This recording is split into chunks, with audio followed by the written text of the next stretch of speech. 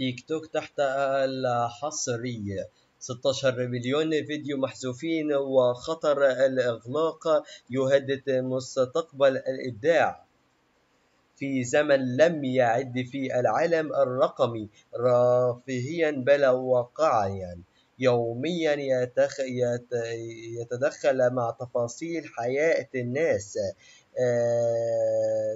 تبرز منصات تيك توك كثيرا من مجرد تطبيق ترفيهي، هي اليوم مسرح الإبداع وسوق عمل ومصادر دخل للآلاف الشباب في العالم العربي وتحديدا في مصر. لكن بينما تحتفي المنصة بأرقام قياسية في ضبط المحتوى وحماية المجتمع الرقمي، يخيم في الأفق اهتماما صادم خط حظر تيك توك في مصر. فهل هو قرار تنظيمي لحماية المجتمع، أم ضربة قاسية لقطاع رقمي وإعادة يشكل متنافسة للشباب؟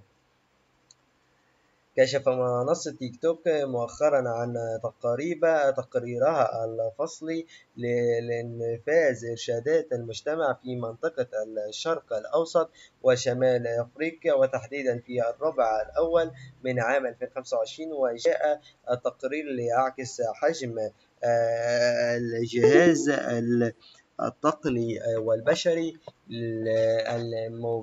المبذول في ضبط المحتوى المكلف، حيث قامت المنصات بحذف أكثر من 16 مليون و500 ألف فيديو في 5 دول رئيسية، هي مصر والعراق لبنان الإمارات المغرب. متابعينا الكرام، حتى تصلكم أخبارنا العاجلة لا تنسوا الاشتراك بالقناة وتفعيل زر الجرس، والسلام عليكم ورحمة الله وبركاته.